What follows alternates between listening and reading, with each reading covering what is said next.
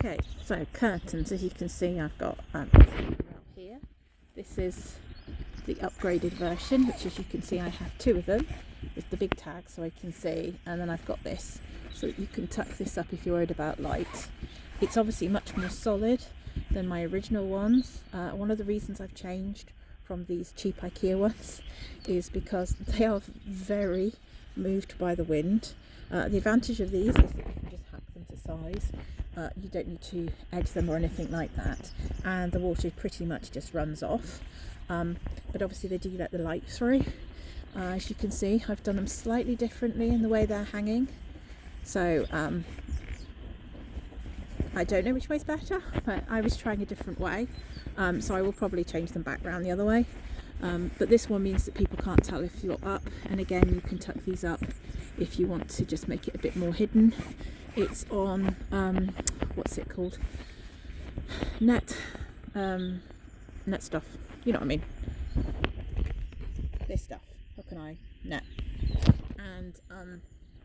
and then you literally just loop it through two every, I think 5 or 6. Works really well. As you can see, it slides really well. Now what I wanted to say is that if you are going to use these, then you will need 2 of the, I wrote on them, I'm sure, 90 by 100, the extra large. I wrote them on the other ones. You need 2 of the extra large, or because this is a sunken floor, you might be able to get away with the smaller ones. But you want to make sure that it's touching the floor. As you can see, this one's a bit low, but if I tighten this up, then suddenly it becomes hanging. So there you've got that. I will be taking these ones off because I don't need them anymore, and they're also but this is 2 years of daily use as a day van.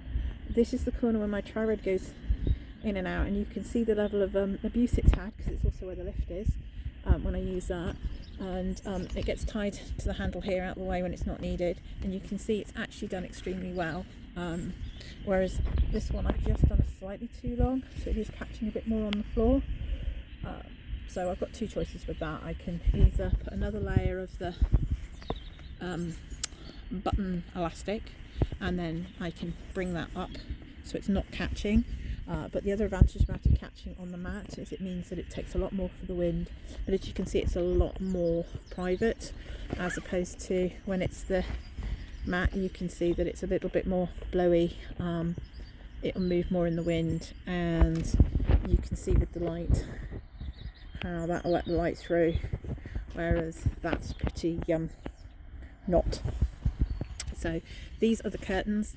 They are as you can see, they're just the Mountain Warehouse microfibre towels, because they're a nice type of fabric. They were down to £10 each. This was the IKEA blankets, so I think they were like £3 each. You can tell the IKEA because they've got the scallop. So I think they were £3 to £5 each. That one.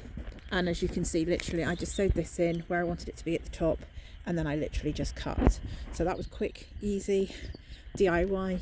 You could even just run a running stitch and have it that way. If you do that, you might get the point with the bunching. I hope you found this video useful with the tape and the different types of, you can see the toolkit because I've taken it out of the house because I'm tweaking things. And I hope that someone finds that useful. Click like if you did. Thank you very much for your support.